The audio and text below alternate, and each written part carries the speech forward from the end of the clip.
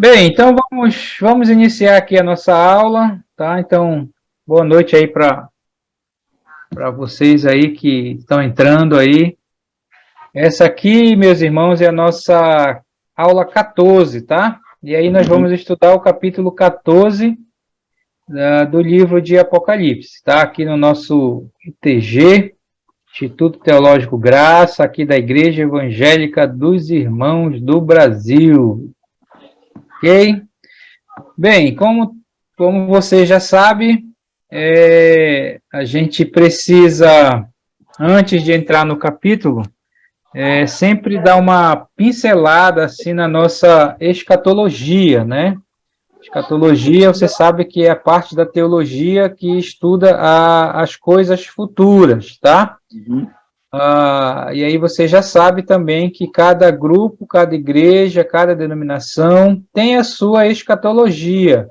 Alguns grupos com uma escatologia bem definida e outros grupos que fazem uma misturada, uma salada, e aí fica difícil realmente entender o livro de Apocalipse, entender profecias bíblicas, aí fica complicado, tá? Por isso que é importante a gente entender, primeiro, ter a nossa escatologia, para poder entender o livro de Apocalipse, né? Não adianta a pessoa tentar entender o livro de Apocalipse se não tiver uma escatologia definida, né? Então, nós aqui da Igreja dos Irmãos, nós temos a nossa escatologia, graças a Deus, não é a mesma escatologia de outros grupos próximos de nós, mas é a maneira que nós interpretamos o livro de Apocalipse e profecias também, tá? É a maneira que nós ensinamos, é a maneira que nós temos seguido aqui no nosso curso de Apocalipse, tá? Então eu vou tirar aqui o nosso quadro e a gente vai comentando aqui os eventos, tá? Ok? Bem, então aqui nós temos a nossa linha do tempo e a gente precisa ir encaixando os eventos futuros, tá?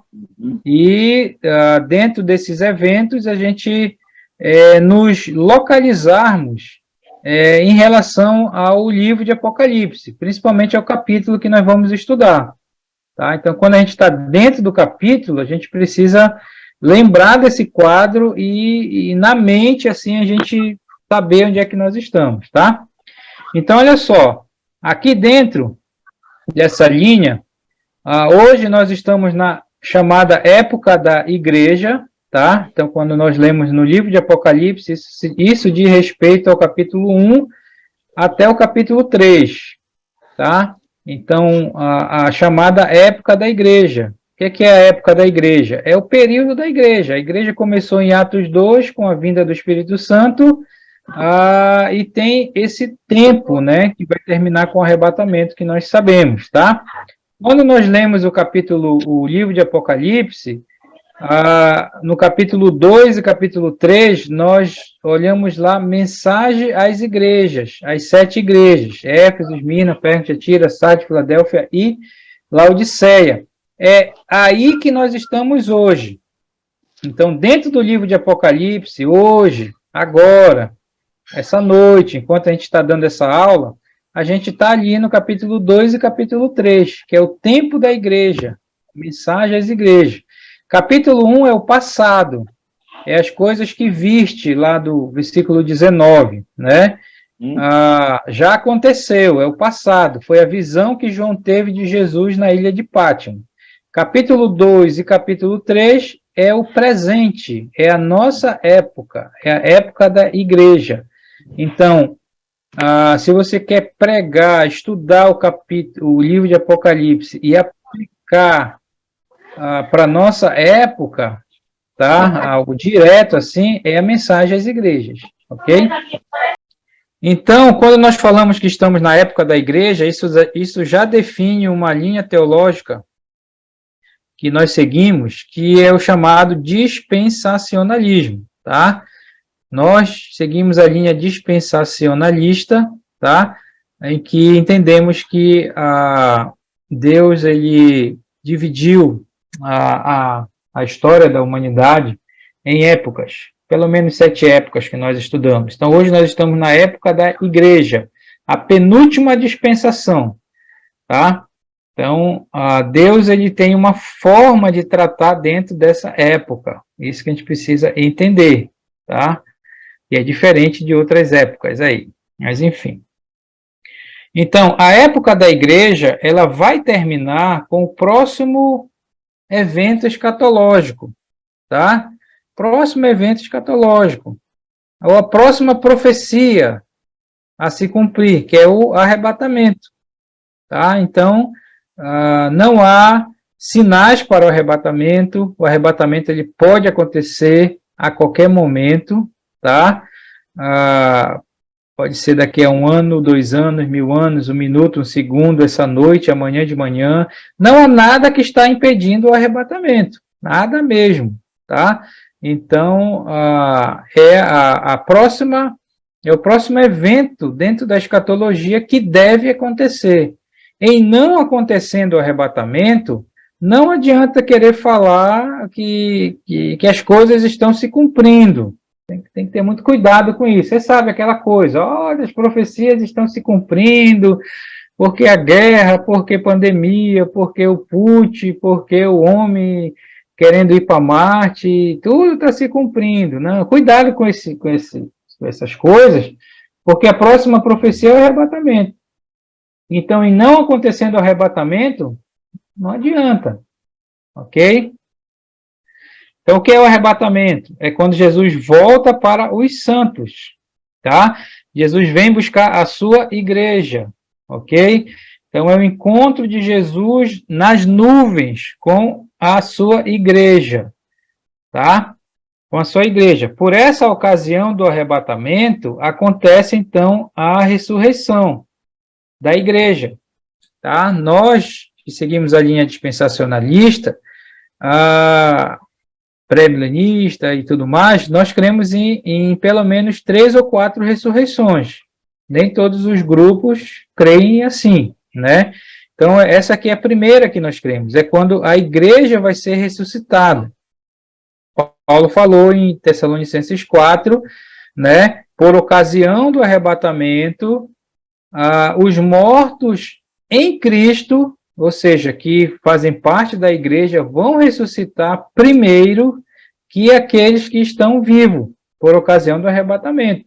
Então, os vivos serão transformados para o encontro do Senhor e para o céu. Ok?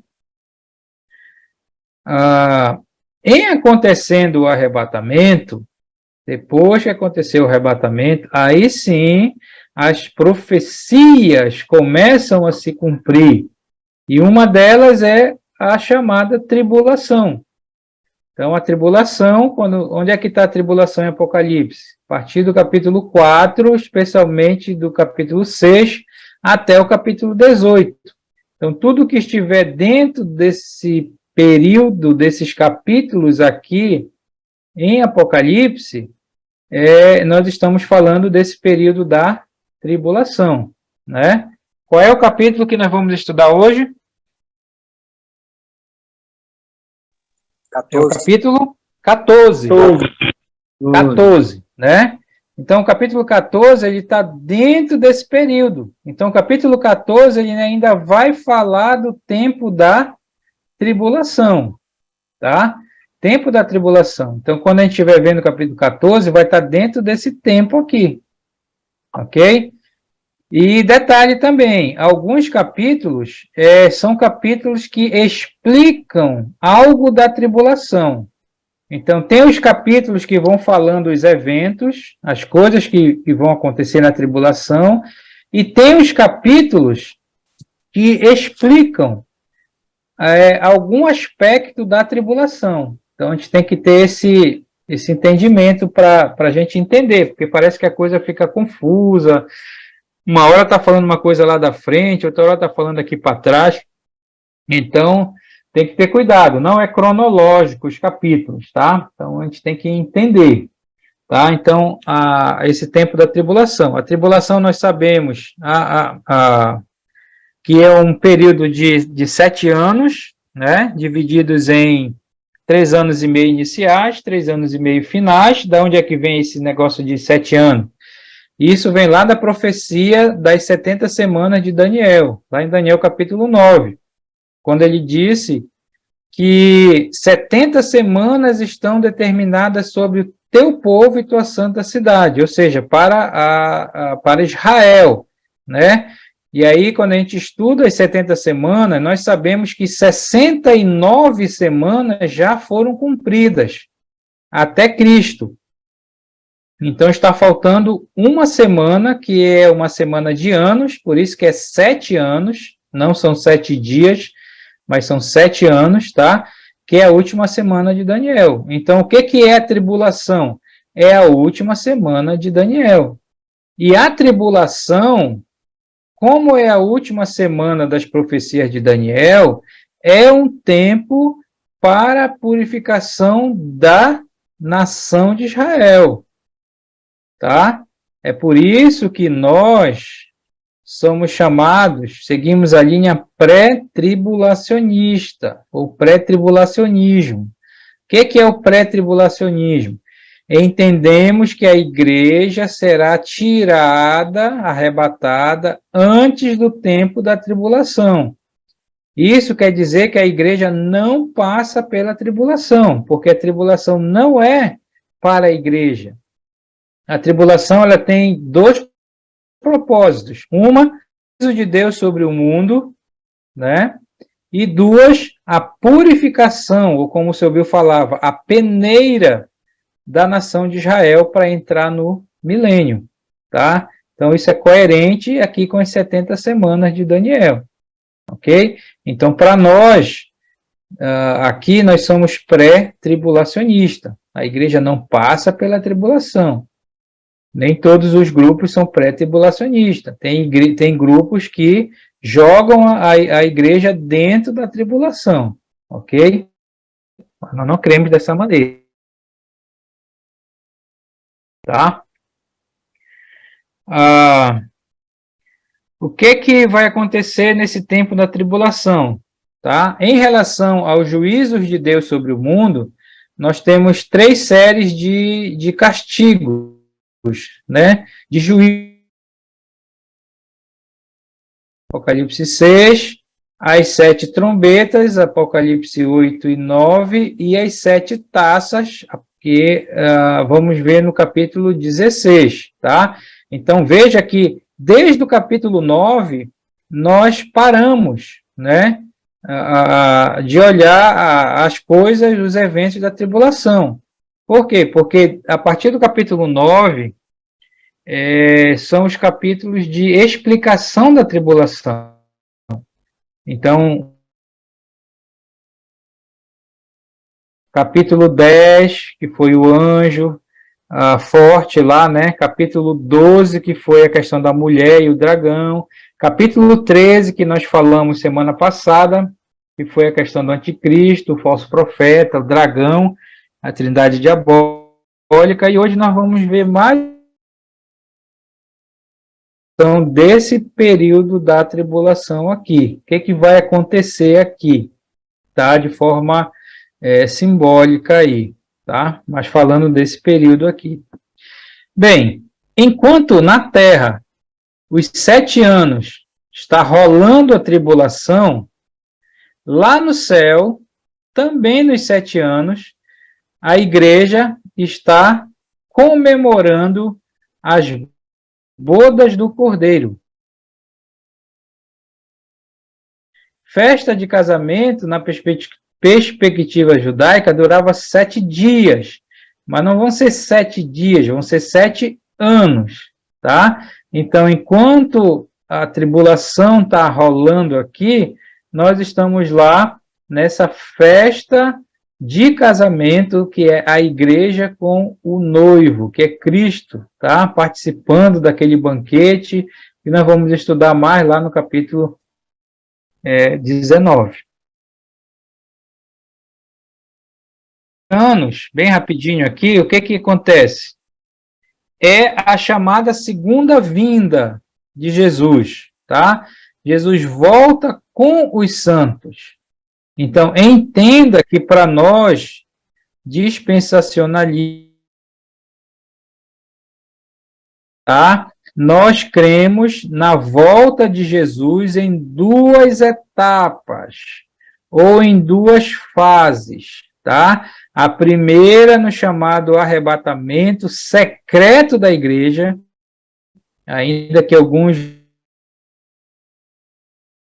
mas nós cremos, porque é o arrebatamento da igreja. Aqui não há barulho, aqui não abrir e piscar de olhos, Jesus vem nas nuvens, não pisa na terra, chama a sua igreja para encontrar com eles e pronto. E simplesmente isso, simplesmente a igreja some desse mundo, tá? 7 anos depois do início da tribulação, aí sim, aí é como um relâmpago que sai no Oriente e se mostra no Ocidente, assim é de ser a vinda do Filho do Homem, que é chamada segunda vinda em poder e glória. Aqui ele já vem com a igreja, que já não é mais a noiva, já vai estar casada com o Senhor, né? A sua igreja, cremos que vamos retornar com eles aqui, tá? E nessa segunda vinda, tá? Ele vem até a terra, Monte das Oliveiras, de acordo com a profecia de Zacarias, lá para a banda de Israel, né? Por que para a banda de Israel? Porque nós sabemos que como é que vai terminar os 7 anos, né? O anticristo, o falso profeta, as nações estão reunidas lá no Armagedon para acabar com os judeus, nesse momento aqui. E é aí que Jesus volta, tá? E então, a batalha do Armagedon, onde Jesus vence as nações, daí ele vai julgar as nações, vamos falar sobre isso hoje. Na verdade, o capítulo 14, ele vai falar muito desse tempo final aqui. Vai falar do Armagedon, um pouquinho do Armagedon, vai falar um pouco do julgamento das nações e vai falar do julgamento de Israel também, tá? Nesse capítulo 14. Também aqui nós sabemos que Satanás vai ser preso e o anticristo e o falso profeta eles vão ser lançados para dentro do lago de fogo, tá? Aqui também nós cremos que há uma ressurreição, que a Bíblia chama de a primeira ressurreição, né? Porque é a perspectiva judaica, mas aqui nós cremos que vai ressuscitar os santos da tribulação, que são os santos que vão morrer aqui, que são as almas debaixo do altar do 5º selo, e a grande multidão do capítulo 7 de Apocalipse. Os santos da tribulação vão ressuscitar aqui, e os santos do Antigo Testamento também, provavelmente aqui, porque é a promessa para eles, Daniel 12, que eles vão ressuscitar no fim dos tempos para o milênio, ok? E aí segue-se então o milênio, tá? Apocalipse capítulo 20, também é um capítulo polêmico aí, cada grupo tem a sua interpretação sobre esse milênio. Alguns creem que o milênio não é literal, não será Cristo reinando literalmente na Terra por 1000 anos, essa não é a nossa visão, por isso que nós seguimos a linha pré-milenista, né? Pré-milenista. Por que pré-milenista? Porque a volta de Jesus, a segunda vinda, acontece antes do milênio, e nós cremos no milênio literal de 1000 anos, que realmente Cristo vai reinar 1000 anos lá em Jerusalém, e nesse tempo Satanás vai estar preso, tá? É muita coisa sobre o milênio, precisa se estudar o milênio separadamente. Depois do milênio, o que acontece? Acontece, então, a chamada rebelião final, tá? Não confundir essa guerra final depois do milênio com o Armagedon. O Armagedon é a batalha que acontece depois da tribulação e antes do milênio. Satanás ele é solto porque ele foi preso aqui no início do milênio, e ele é solto para fazer a última peneira, tá? Então, ele arrasta uma multidão que está no milênio, mas não são convertidos, para uma última guerra contra Jesus e contra Deus, e eles são então derrotados. Satanás é lançado para o lago de fogo, e há então o julgamento do grande trono branco. O grande trono branco é o julgamento dos ímpios. É aqui que acontece a ressurreição de todos os ímpios, tá? Aquele texto que lá deu o mar, os seus mortos, o além e tudo mais, são os ímpios aqui, tá? E vão ser ressuscitados aqui, vão ser julgados no grande trono branco e vão ser condenados ao lago de fogo. E como diz a Bíblia, já estão lá o anticristo, o falso profeta e Satanás. E aí, como eles seguem a Satanás, eles vão para onde Satanás está. Ok? E aí nós temos, então, a eternidade, tá? Novo céu, nova terra e a nova Jerusalém, que será a nossa habitação para a eternidade. Ok? Então, essa aqui é a nossa escatologia, o resumo da nossa escatologia. É por aqui que nós interpretamos as profecias e o próprio livro de Apocalipse, tá? Nem todos os grupos têm essa visão, tá? Grupos próximos de nós, como os próprios presbiterianos, que são aliancistas, não são dispensacionalistas, eles não são pré-tribulacionistas, eles não creem no arrebatamento, eles creem só na segunda vinda, tá? Eles creem que a igreja vai passar pela tribulação, e eles não creem no milênio literal de 1000 anos, porque eles são amilenistas, tá? Mas outros pontos são parecidos, mas a essência é outra, tá? Por isso, não deve chamar um presbiteriano para dar um estudo de escatologia, nem profecia na Igreja dos Irmãos, que vai dar confusão, vai ser diferente, tá? Bem, meus irmãos, pergunta aí, comentário sobre esse quadro, sobre essa visão, antes da gente entrar no capítulo.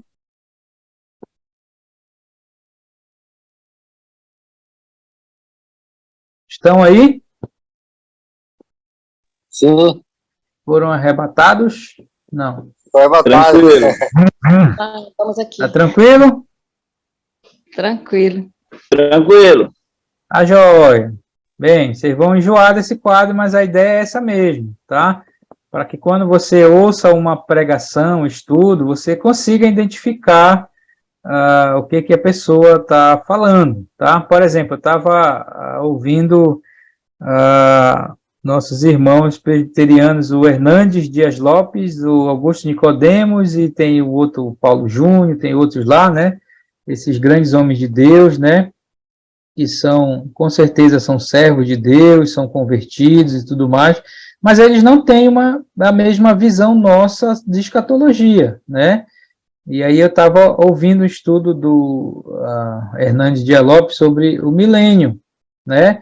Então, o milênio, eles não creem no milênio literal, como nós cremos, né? Então, ele dá a interpretação dele, né? E tudo mais. Então, esse você tem que identificar. Se você ouvir um adventista ensinando o Apocalipse, o adventista ele tem uma visão histórica do Apocalipse, né? Ele vai encaixando os eventos em algum período da história, tá? E os próprios presbiterianos, eles têm uma visão simbólica ou alegórica do livro de Apocalipse, tá? Nós não temos essa visão alegórica e simbólica. A nossa visão é a visão futurista, está aqui embaixo, tá? O que é a visão futurista? Que a maior parte do livro de Apocalipse, a partir do capítulo 4, está para o futuro. Ainda que cremos que há sim, alegorias no livro de Apocalipse, mas essas alegorias, elas não devem ser tomadas como a linha geral para se interpretar o livro. A alegoria há para explicar algo literal que está acontecendo, né? Como nós vimos no capítulo 13, apareceu um dragão com 7 cabeças, 10 chifres. Não é que é um dragão, um bicho, um monstro que vai surgir, né? É claro que é simbólico ali, é alegórico, mas por trás está falando de quem? Do anticristo, que é um personagem que vai surgir no início da tribulação, tá? Então, a gente tem que ter esse cuidado. Nós não temos a visão alegórica e simbólica. Nossa visão é a visão futurista em relação ao Apocalipse. Ricardo, Ou não? Edinaldo, aquela questão lá, eu queria que tu falasse aí, aquela questão lá que eu te perguntei lá, para esclarecer para os outros aí que eu acho que pode estar na mesma dúvida, né? Sobre onde vai ser, que período vai ser o julgamento da igreja, entendeu? Ah, tá. Essa é uma boa pergunta. Olha só, o que o Edinaldo está perguntando é onde a igreja vai ser julgada, tá? Veja que todos os grupos vão ser julgados, né? A igreja, a própria nação de Israel, aí, e os ímpios, né? Então, nós sabemos que os ímpios vão ser julgados aqui no trono branco. Então, o grande trono branco não é para a igreja, não é para os santos do Antigo Testamento, nem da tribulação, tá?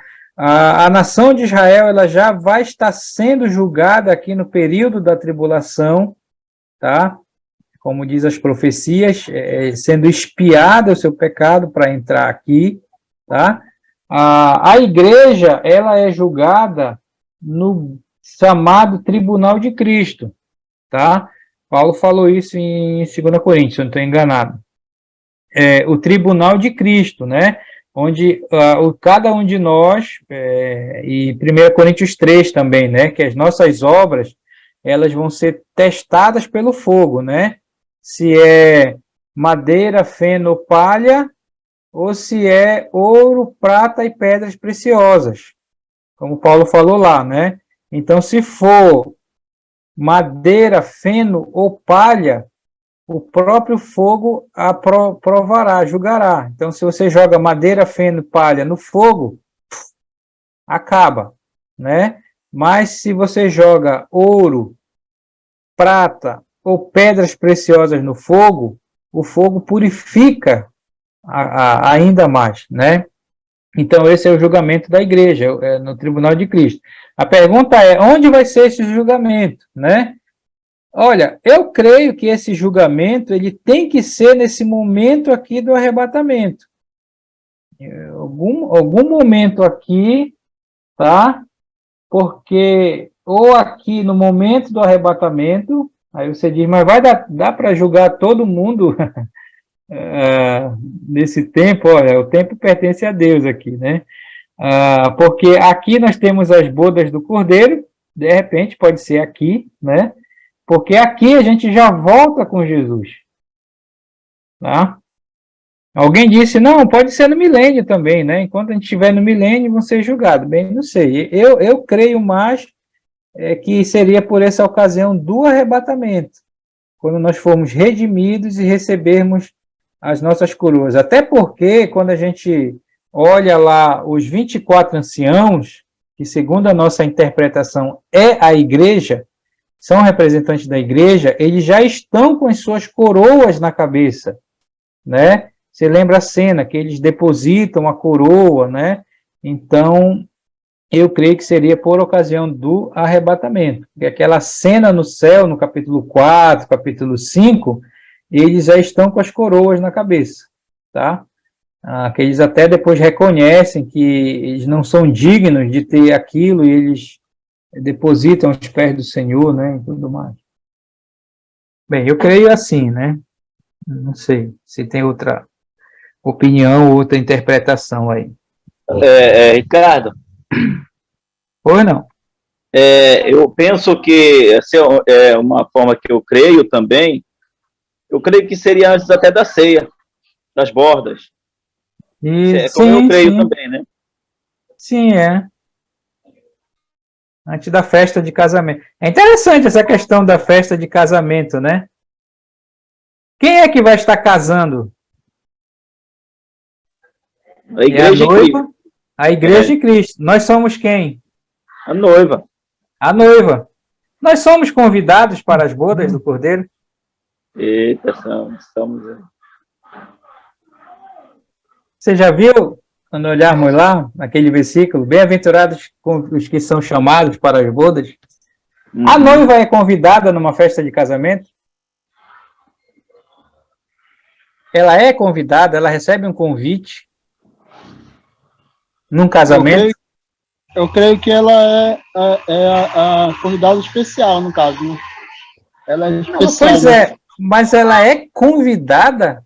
O casamento não é dela? Bem, a gente vai conversar isso no capítulo 19, né? No capítulo 19 a gente vai falar um pouco sobre isso, tá? Ela é a personagem principal, ela já faz parte da festa. Já vem no pacote. A auxiliadora falou bem aí, eu gostei. Eu lembro que o Samuel falava, olha, o que João Batista dizia? Eu não sou o noivo, eu sou o amigo do noivo. Então, João Batista não fazia parte da igreja. Alguns acham que ele foi o último da outra dispensação, né? Enfim, mas isso é outra discussão aí para nós. Bem, meus irmãos, vamos entrar aqui no capítulo 14, tá? Senão a gente não consegue. Então, olha só, o capítulo 14, ele é um capítulo de intervalo também, assim como o 7, o 10, o 11, o 12, o 13, o 14, ele é intervalo. Então, no capítulo 14, tem várias coisinhas que ele vai explicar aqui, daquele período da tribulação, tá? Alguns detalhes de que vai acontecer lá, ok? Lembra que a coisa está rolando lá na Terra, aqui, tá? Você não pode perder essa perspectiva, né? Onde é que nós paramos a história mesmo da tribulação? Foi nas 7 trombetas. Está faltando a última série de julgamentos, que são as taças, que a gente só vai ser lá no 16. Então, o 15 ainda vai ser na verdade, o 15 é um prelúdio para as taças, próximo capítulo. Mas o 14 aqui tem uns detalhezinhos sobre a tribulação, tá? Então, vamos lá, vamos começando a ler aí e ver essas explicações aí. Diz assim, olhei, quer dizer João, né? E eis o Cordeiro em pé sobre o monte Sião, e com ele 144.000, tendo na fronte escrito o seu nome e o nome do seu pai. Ok? Então, olha só. O que ele está explicando aqui? Ele está explicando a segunda vinda. Um pouco da segunda vinda. Então, esse momento que ele está falando é o fim da tribulação, quando Jesus volta na segunda vinda, tá? Porque ele fala, olhei e eis o Cordeiro. O Cordeiro nós sabemos que é Cristo, ele está em pé aonde? Sobre o Monte Sião. Monte Sião é aquela cadeia de montanhas que fica lá para a banda de Jerusalém, tá? Lá para a banda de Israel. Então, sabemos que pelas profecias de Zacarias, na segunda vinda, quando Jesus vier, ele vai exatamente pisar no mesmo local que ele subiu. Aquele monte lá, Monte das Oliveiras, aquele local lá. Né? Zacarias até diz que ele vai pisar no monte, o monte vai rachar. Tá? Então, é essa cena aqui que João está vendo, é o fim da tribulação. Que Jesus vem sobre o Monte das Oliveiras. E ele dá esse detalhe que quando Jesus chegar lá, quem é que está esperando lá no Monte das Oliveiras? Essa vinda dele. Os 144.000. Os 144.000. Quem são? Nós já falamos sobre esses 144.000. Onde é que eles aparecem em Apocalipse? Apareceram lá no capítulo 7, né? Qual é a nossa interpretação para os 144.000? Os 144.000 vai ser a grande força missionária na tribulação. É os 144.000 que vão pregar na tribulação, principalmente da última metade da tribulação.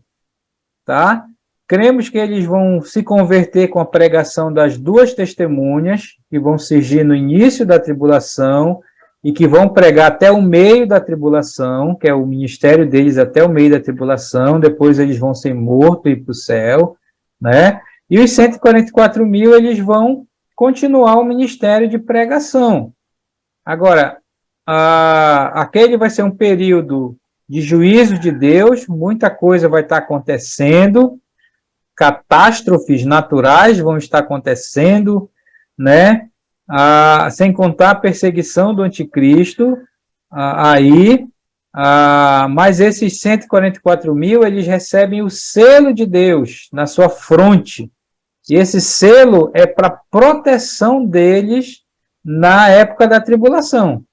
Tanto é que, no final da tribulação, quantos estão lá esperando Jesus? Todos. Nenhum morreu.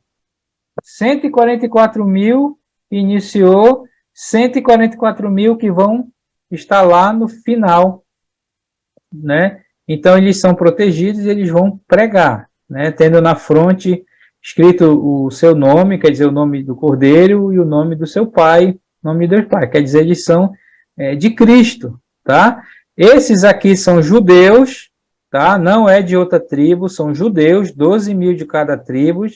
Nós sabemos que eles são homens, não mulheres, são homens que vão pregar, são missionários, não há missionárias, tá? Desculpe aí as irmãs, mas são missionários aqui, são homens, tá?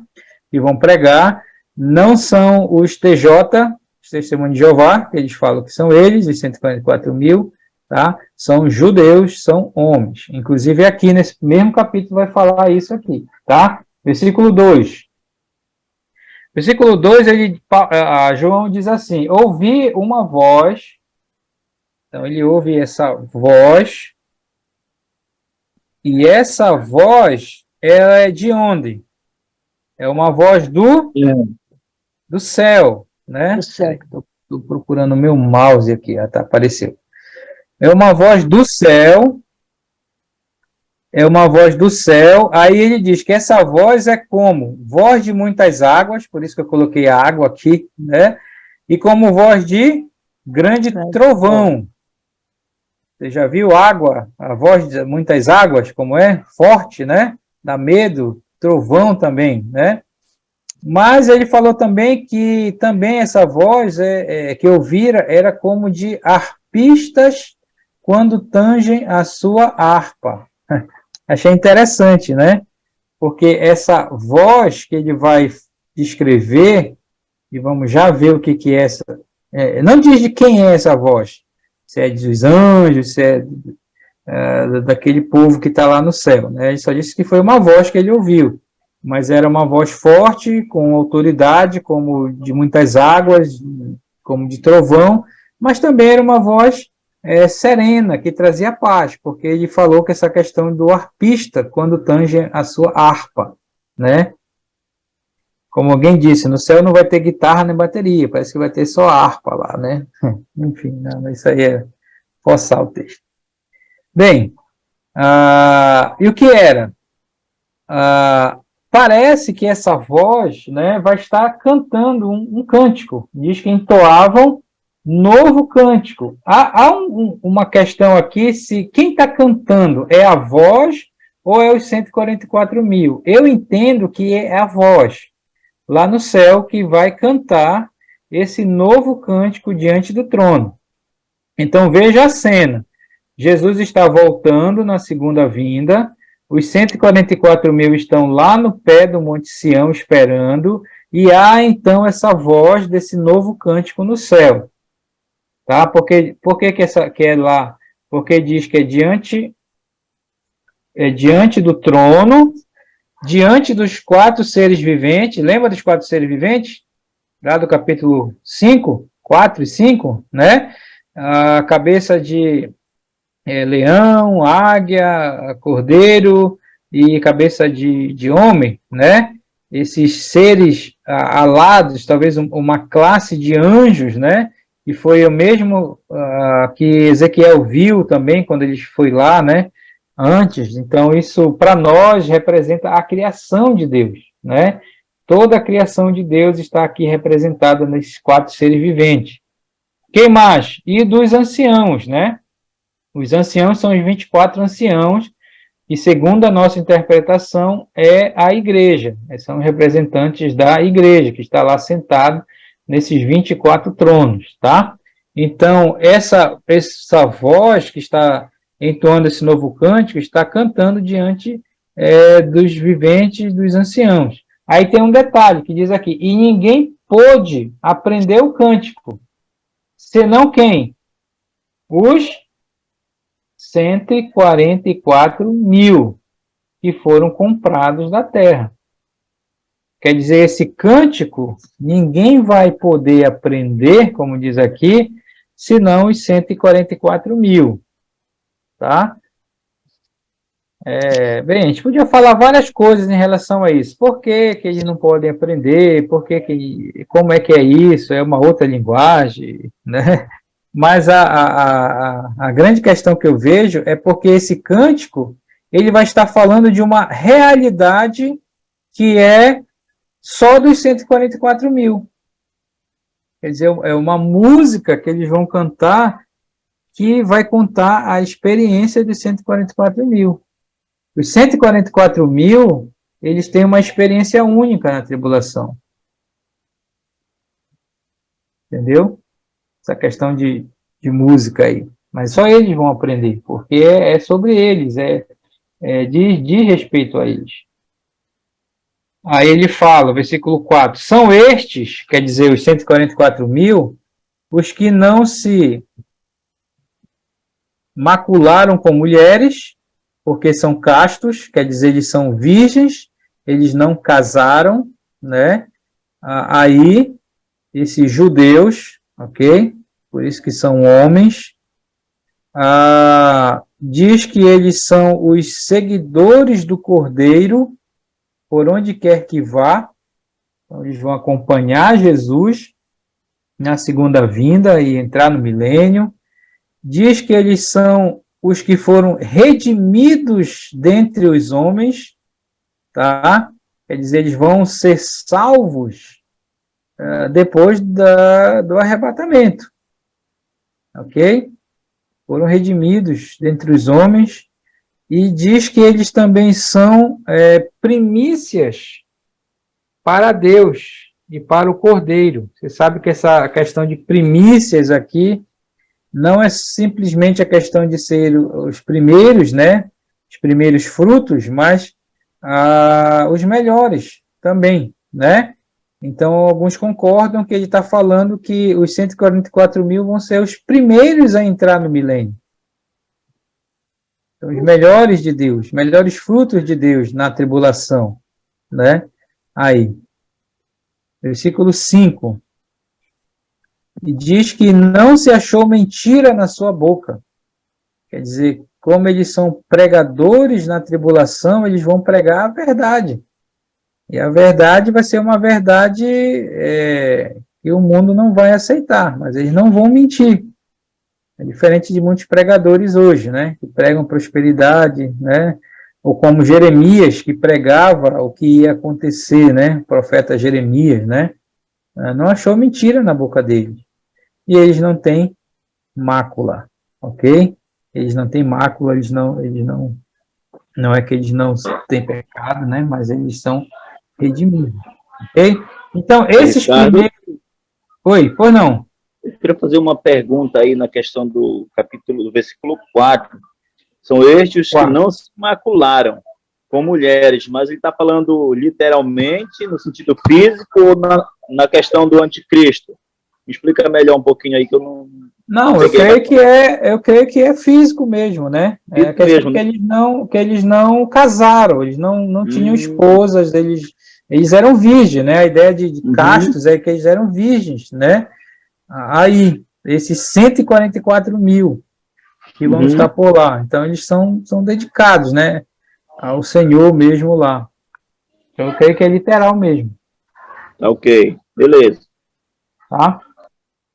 Então, o versículo 1, 2, 3 e 4 e 5 está falando aqui um pouco sobre a segunda vinda e sobre a questão dos 144 mil, dando mais uma explicaçãozinha aí, ok?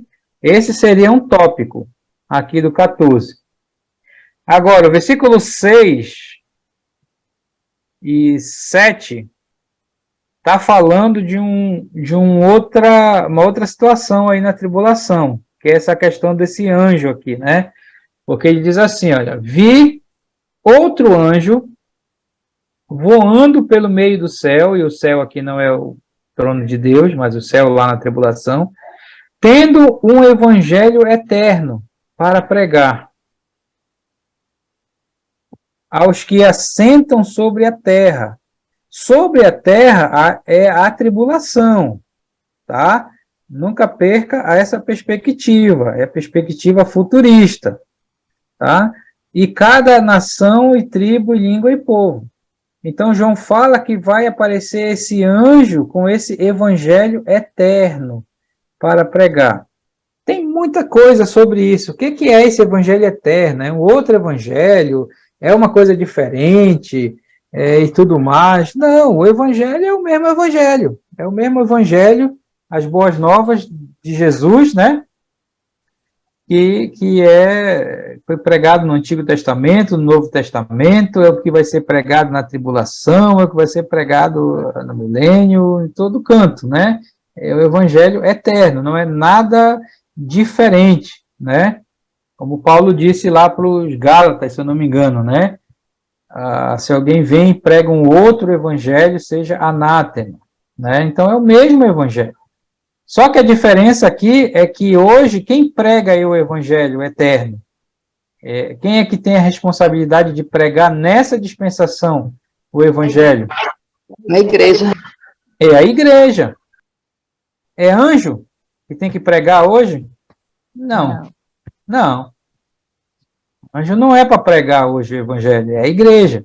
Mas quando a igreja for tirada e entrar outra dispensação, parece que o anjo vai pregar, né? Aí tem aquela questão, anjo doidinho para pregar o evangelho, né? Não para escutar, que tem aquela coisa, né? Você sabe esse versículo de Pedro, né? Coisas que os anjos anelam perscrutar. Aí tem duas interpretações sobre esse versículo lá. Uma, os anjos querem pregar o evangelho, mas não podem porque é dado à igreja, ou aquilo está falando que os anjos querem entender o que é a igreja. Duas interpretações aí, enfim. Mas aqui no tempo da tribulação, parece que o anjo vai pregar, né? Ele tem esse evangelho para pregar sobre o mundo, tá? E o versículo 7 parece que dá a entender o que é esse evangelho eterno. É a mesma coisa, porque o que ele prega? Ele vai pregar na tribulação, né? Não sei como é que vai ser isso, né? Dizendo em grande voz, primeira coisa, temei a Deus. Não é isso que é o evangelho também? Quando a gente prega, levar as pessoas a temer a Deus, é a mesma coisa lá, na tribulação. Dai-lhe glória. Outra coisa, glória a quem? A Deus, né? Pois é chegada a hora do seu juízo, né? Quer dizer, esse anjo vai falar, olha, vocês têm que temer a Deus, vocês têm que dar glória a Ele, porque chegou a hora do seu juízo. Que hora era essa? É a tribulação. Chegou o juízo de Deus. Vocês achavam que Deus ia deixar como está? Não. O juízo de Deus chegou. E adorai aquele que fez o céu e a terra e o mar e as fontes das águas. Quer dizer, vocês devem adorar a Deus e não ao anticristo, o falso profeta e o dragão, que é o que o mundo vai estar fazendo na época da tribulação. Ok? Então, veja que na tribulação, eles têm as duas testemunhas que vão pregar, eles têm os 144 mil que vão pregar para eles, parece que eles têm um anjo que vai pregar para eles aqui também, né? Não tem desculpa. O outro anúncio, versículo 8, diz que seguiu-se outro anjo. Então, agora é outro anjo. E vai fazer um anúncio lá também. O que é?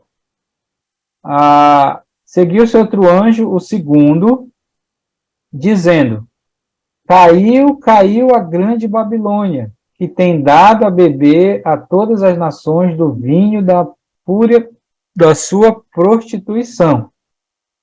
Então, esse outro anjo, lá na tribulação, ele vai anunciar, ele vai fazer esse anúncio, tá? De que caiu a grande Babilônia. Agora, a grande Babilônia é uma das 4 mulheres que aparecem em Apocalipse, tá? Só lembrando aí, quem são essas 4 mulheres que aparecem em Apocalipse? Vamos lá lembrar. A gente já viu que aparece uma mulher lá no capítulo 2 e 3, que é lá da igreja de Tiatira, que é a Jezabel, daquela igreja, apareceu essa mulher. Apareceu outra mulher no capítulo 12, né? A mulher e o dragão. Quem é a mulher do capítulo 12? Israel, né? Tem essa mulher aqui, que é chamada Grande Babilônia, a meretriz, que está sentada sobre a besta, e a besta é o anticristo, tá? Aqui nós vamos ver lá no capítulo 17, tá? Aqui no capítulo 14, ele está só anunciando que essa mulher vai cair. Vai cair, ele só anunciou. Mas os detalhes dessa queda, a gente vai ver só no 17, que é outro capítulo de explicação também, tá? Quem é que é essa mulher? Quem é que é a Grande Babilônia? Você já ouviu falar? Será que é uma mulher mesmo? O que é? Cada grupo dá a sua interpretação, assim como a mulher do capítulo 12, né? A mulher do capítulo 12, a Igreja Católica diz que é Maria, mãe de Jesus. Os adventistas dizem que a mulher é um período da história. Os presbiterianos falam que a mulher no capítulo 12 é a igreja. E nós interpretamos que a mulher no capítulo 12 é Israel, né? Essa é a nossa interpretação. E essa mulher aqui? Essa mulher aqui, a gente vai ver o capítulo 17, que ela vai aparecer e vai dar detalhes sobre ela. Entendemos que esse é o sistema religioso do anticristo na tribulação. É a religião que o anticristo vai criar na tribulação. A gente vai ver isso lá no capítulo 17, tá? Lembra a história que o anticristo vai criar só uma religião, questão do ecumenismo, né? Então ele vai criar essa religião. Então essa mulher é a figura desse sistema religioso, né, que ele vai criar. E esse anjo, nesse momento, ele só está aqui no capítulo 14, anunciando que vai cair esse sistema. Ela vai cair, tá? Bem, tem várias interpretações aqui, né? Se for olhar na apostila, o seu Bill interpreta aqui a Igreja Católica, Apostólica Romana, aquela apostila que eu mandei para vocês lá. Enfim, mas chega lá e a gente conversa mais sobre isso, tá? Mas esse é o anúncio desse outro anjo. Então já tem 2 anúncios, né? O primeiro anjo, ele vem com o Evangelho Eterno para pregar. O segundo, ele anuncia a queda da Grande Babilônia. Aí tem mais um. Versículo 9. Seguiu-se a estes, quer dizer, os 2, outro anjo, que é o terceiro, né? E o que é que esse anjo vai anunciar? Dizendo, em grande voz, se alguém adora a besta, quem que é a besta aqui? Está falando de quem? O anticristo, tá? Toda vez que você vê besta em Apocalipse, geralmente é o anticristo. Quando é o falso profeta, dá para a gente saber, mas geralmente besta sozinha é o anticristo. Então, se alguém adora a besta, né, a sua imagem, o que é essa imagem aqui? É a imagem do anticristo que o falso profeta pediu, mandou os homens fazerem lá vai mandar fazer lá na tribulação, e que o falso profeta vai dar poder para essa imagem de não só falar, como até matar aqueles que não a adorarem. Então, essa é a imagem. Então, o anjo está dizendo, se alguém adora a besta, se alguém adora a sua imagem, e se alguém recebe a marca na fronte e sobre a mão, que é o 666, né? O que vai acontecer? Versículo 10. Também esse beberá do vinho da cólera de Deus, preparado sem mistura, do cálice da sua ira. Será atormentado com fogo e enxofre diante dos santos anjos e na presença do Cordeiro.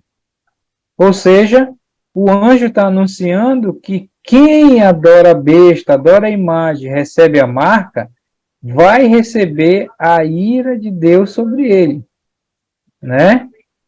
E vai ser atormentado com fogo e enxofre diante dos santos anjos de Deus, né? Por exemplo, quando a gente for ver as taças, a primeira taça que vai ser derramada, ela vai atingir quem? Aqueles que têm a marca da besta, a marca do anticristo, o 666. Vão ser tomados de tumores, úlceras, né, por todo o corpo. É isso que está falando, é a ira de Deus sobre eles, é o anúncio, né? O anjo na tribulação vai estar falando isso. Mas eles vão dar ouvidos? Não, né? Então, 3 anúncios aí. E ainda diz mais ainda, olha, a fumaça do seu tormento sobe pelos séculos dos séculos e não tem descanso algum, nem de dia nem de noite. Quem?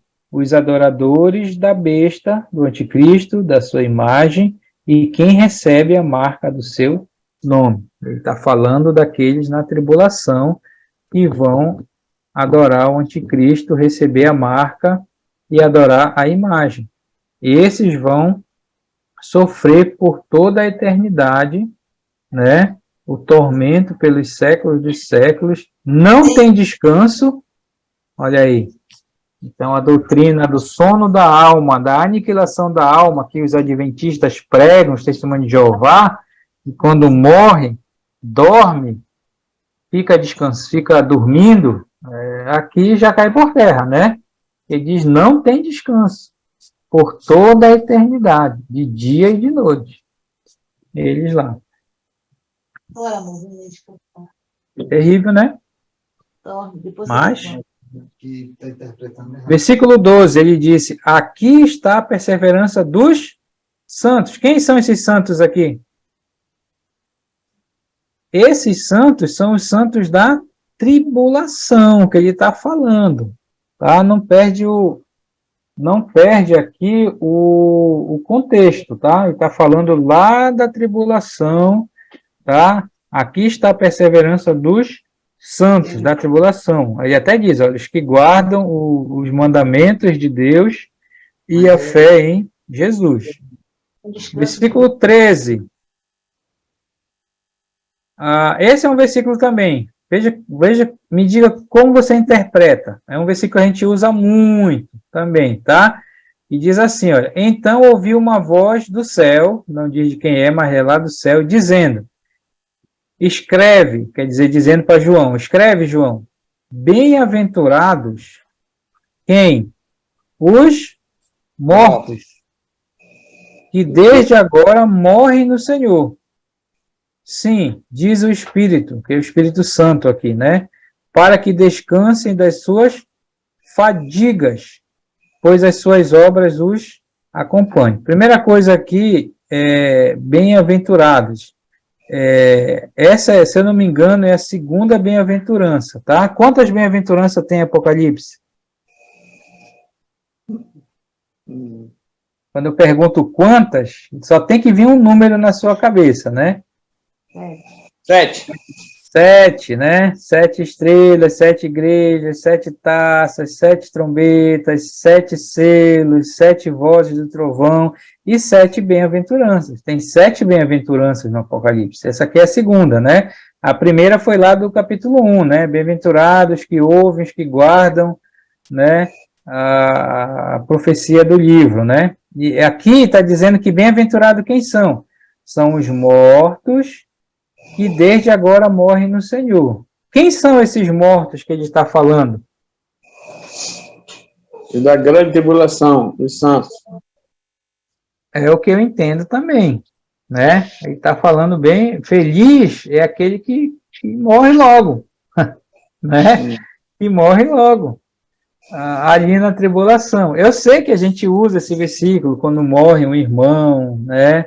E a gente quer falar que o irmão é bem-aventurado, né? Porque agora ele está descansando das suas fadigas, né? Mas parece que o contexto aqui é realmente lá aqueles que estão lá na tribulação e que vão morrer mesmo, né?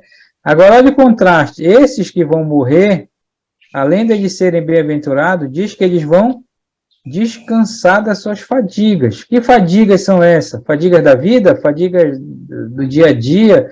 Não, as fadigas aqui é a perseguição do anticristo na tribulação. Porque eles vão ficar fugindo, mas até uma hora que o anticristo vai pegar. Tá? Ou vão morrer pelos juízos de Deus, da tribulação que está acontecendo, ou eles vão morrer pela perseguição do anticristo. E cansa, né? Mas eles vão descansar, né? O contraste é que os adoradores da besta diz que eles não têm descanso algum, mas aqueles que são bem-aventurados e que vão morrer na tribulação vão descansar das suas fadigas. Claro que a gente pode aplicar assim para nós, né? Quando o irmão morre, não estou dizendo que você não deve ler esse versículo e nem criticar quem lê, porque realmente o cristão, quando morre, ele descansa, né? Das suas labutas, do seu dia a dia e tudo mais, tá? Mas no contexto direto aqui, dentro da nossa visão futurista, está falando dos santos da tribulação. Ok? Bem, então aqui é o anúncio dos 3 anjos, tá? De novo, primeiro anjo pregando o evangelho eterno, segundo anjo falando da queda da Babilônia, e o terceiro anjo falando dos adoradores da besta, ok? E lembra que teve o assunto lá dos 144 mil. Agora, aqui no 14, ele está falando de um outro assunto que provavelmente é o julgamento das nações. O que é o julgamento das nações? O julgamento das nações é aquele momento que Jesus vai vir na segunda vinda, poder e glória, final da tribulação, vai ter a guerra do Armagedon, eles vão ser derrotados, e Jesus então vai julgar as nações, tá? É aquele capítulo 25 de Mateus que diz que ele vai separar os bodes das ovelhas, né? É aquilo que Jesus falou na parábola do trigo e do joio, né? Lembra do trigo e do joio? O trigo nasce junto com o joio, aquela coisa toda. Aí Jesus diz, na consumação dos séculos, né? O homem até disse, tem que arrancar? Não, deixa junto, porque na consumação do século vai ser separado, né? O trigo vai para o celeiro e o joio vai para o fogo, né? A parábola da grande rede, né, que está sendo puxada, e lá, Jesus, na consumação dos séculos, vai ser separado os peixes bons, peixe ruim e tudo mais, né? Então, aqui é esse momento, né? Porque diz lá, eis olhei uma nuvem branca, e sentado sobre a nuvem, um semelhante a filho do homem. Isso é Cristo, tá? Isso é a segunda vinda. Tendo na cabeça uma coroa de ouro, tá? Jesus, a descrição lá do capítulo 1, ok? Só que diz aqui que na mão ele tinha uma foice afiada. tá? A foice afiada é a representação do julgamento que ele vai fazer nesse momento, ok? Então, João diz que ele viu isso, né? E aí ele vê esse outro anjo que saiu do santuário, isso representa que é a santidade, né? Gritando em grande voz para aquele que se achava sentado sobre a nuvem, para Cristo. O que ele vinha gritando?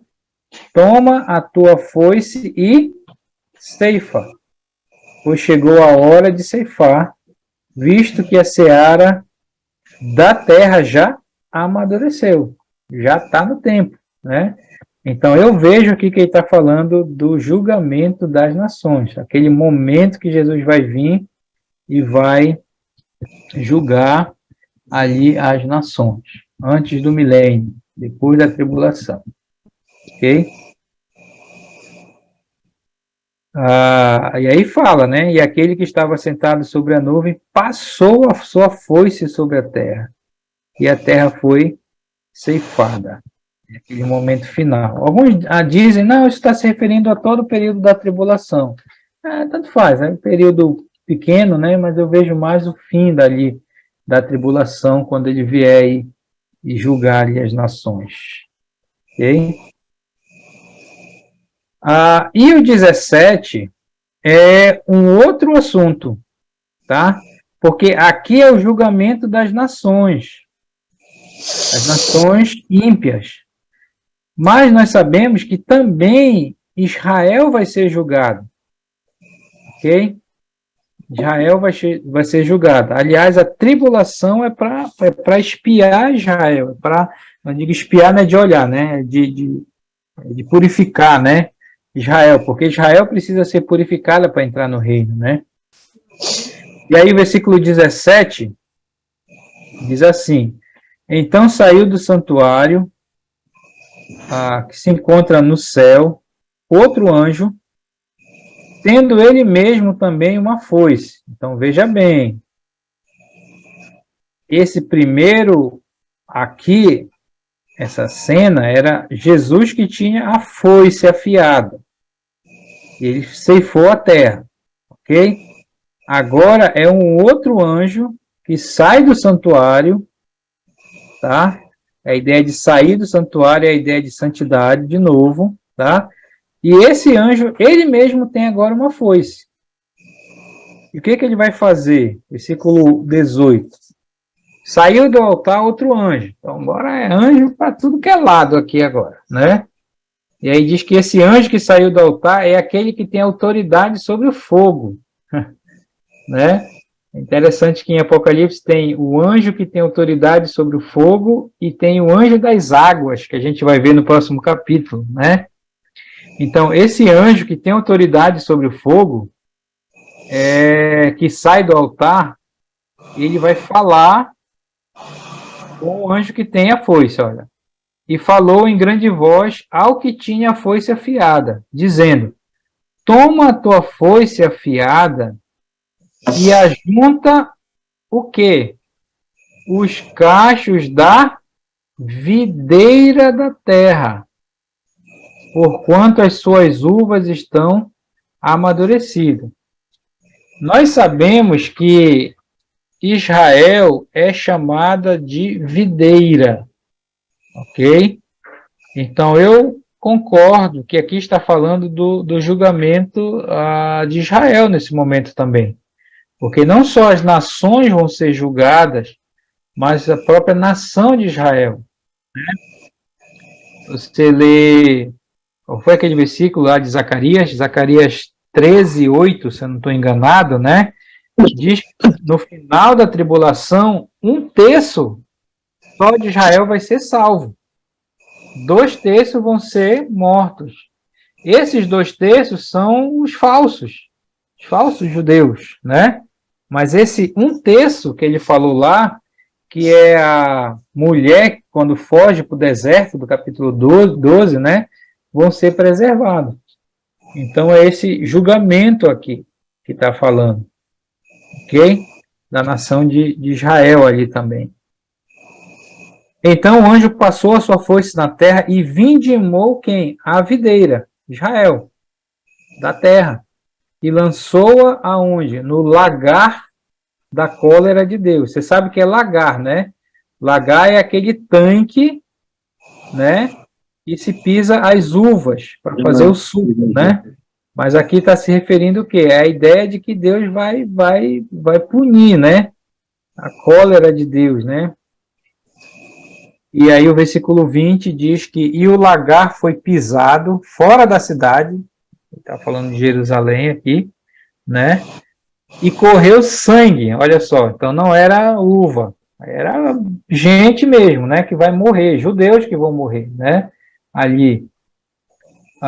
Correu sangue do lagar, aí fala, até os freios do cavalo. O que é isso? Eu demorei para entender isso, até que eu achei uma boa interpretação, né?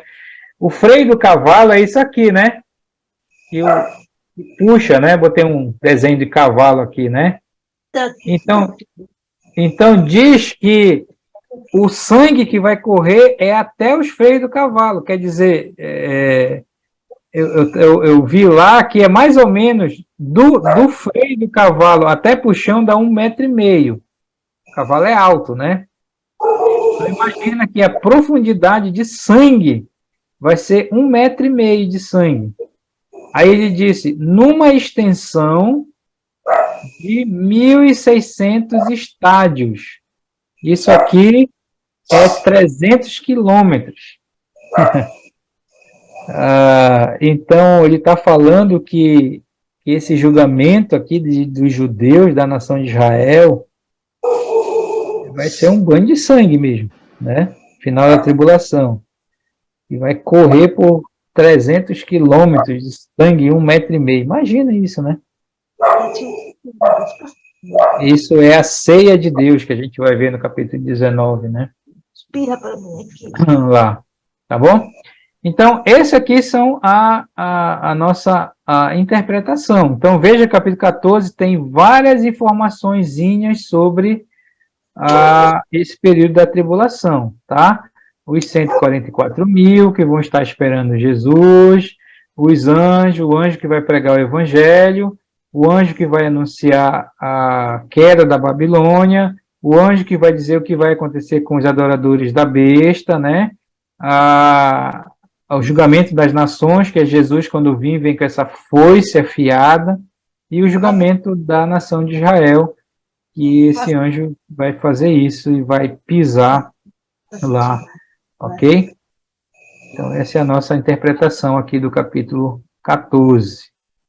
Tá, joia? Irmãos, vamos fazer o seguinte, vamos parar aqui no capítulo 14, tá? Na próxima aula, a gente vai estudar o capítulo 15, que é o capítulo que é o prelúdio para retomar a história, para retomar os eventos da tribulação, que é as 7 taças, tá? É o prelúdio, mas no capítulo 15.